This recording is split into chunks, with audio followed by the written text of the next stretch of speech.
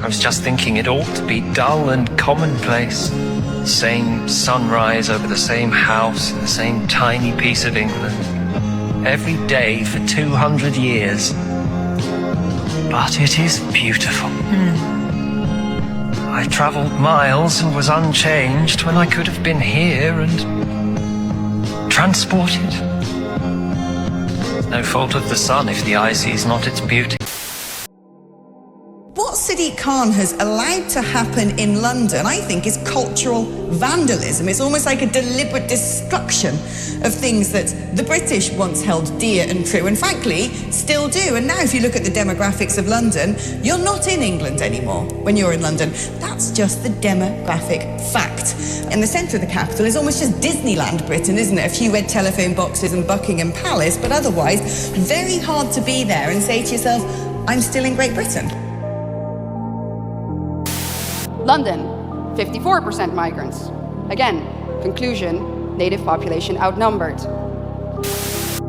Me and my wife took a trip down memory lane, back down to Roman, that's what we used to call it as kids, Roman Road Market. Look at it now, all the characters are gone, yeah? It's an absolute fucking sewer. All the proper people, mate, have gone, moved out. Look at it now, what a shameful fucking sight. Let me put it this way, all right? If you went to Tokyo and you walked around and the majority of people that you saw there were visibly not Japanese, wouldn't you think that was a bit weird? But I've seen London change in the time I've been here. Like, there's been so many Somalians arrive that parts of London just don't feel like Bangladesh anymore.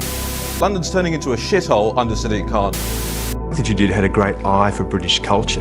What do you make of British culture now, particularly after the riots that we've seen? I'm not sure what's going on in Britain. Or let me say this, I don't know what's going on in London, because London is no longer an English city, and that's how they got the Olympics. I mean, they said we're the most cosmopolitan city on earth, but it doesn't feel English. I had a Californian friend come over 2 months ago, walk down the King's Road and said to me, well, where are all the English people?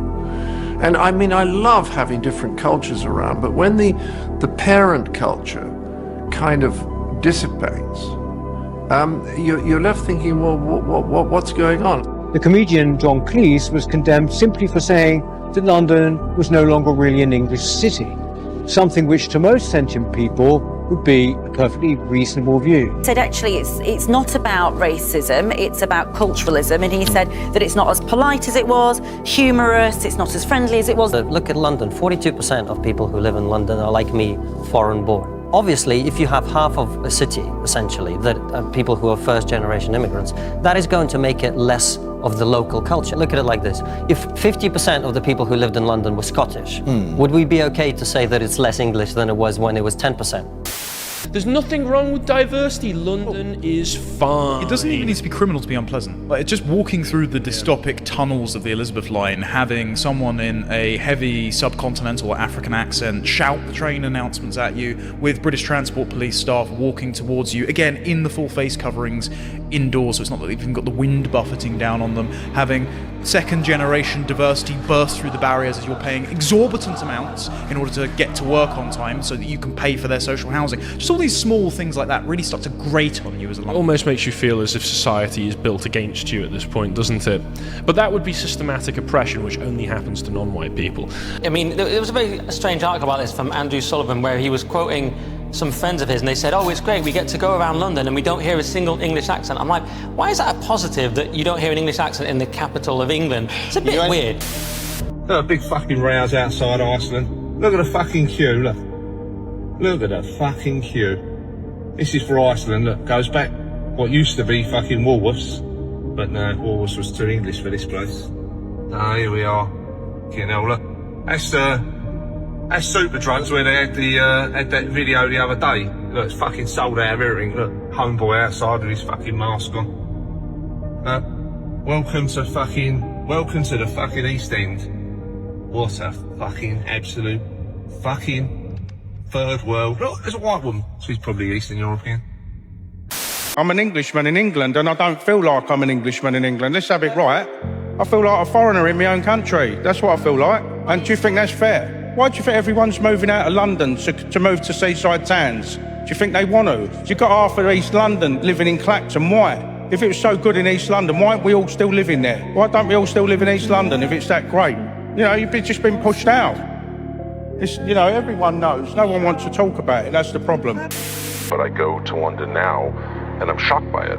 It's disgusting. No self-respect at all. The people, the native English, the indigenous population of your island have no self-respect at all. And they can't even stand up and say, hey, you know, get out of here. London's turning into a shithole under Sadiq Khan. Diversity isn't a weakness, but our greatest strength. Multiculturalism is not a strength. Welcome to Whitechapel, a London borough that shows having hundreds of thousands of immigrants come each year isn't exactly culturally enriching. You can barely tell it's Britain. As shown by Whitechapel, the truth is that multiculturalism means that one culture dominates and removes the other. Is it any wonder that no one wants to fight for Britain when this is its future? London's East End and the heart of a large Muslim community. Here, it struck me that I was practically the only one not wearing a veil. Right, how does your mum feel about you wearing the niqab then? Proud. This is a good thing to wear it. Do you feel you're living in the same country as you grew up in? Oh, good God, no. No. I come from Camden Town in London, and even that's a League of Nations now. London's turning into a shithole under Sadiq Khan. And don't get me wrong, there are some nice places in London. London is full of great history, and it's full of great people. But people who've lived in London since birth all tell me the same story. It's lost its identity, it's hurtling full force into a crime-ridden dystopia, and the quality of life is on life support. London is a globalist model for all future megacities, superficially tolerable for a minority of wealthy people so long as they're sufficiently drugged while segregating themselves from the full horror of the reality that surrounds them. And for everyone else, the best they can hope for is to become indentured wage slaves for that very same wealthy elite. London is a citadel of sin for bohemian upper classes, but for most other people, it's turning into a complete shithole.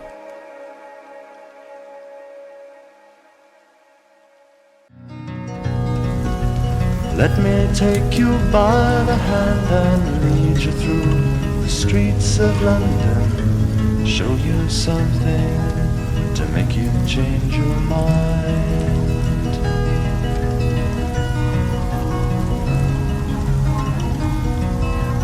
Have you seen the old man outside the seaman's mission? Memory fading with the metal ribbons that he wears. In our winter city, the rain cries a little pity for one more forgotten hero and a world that doesn't care.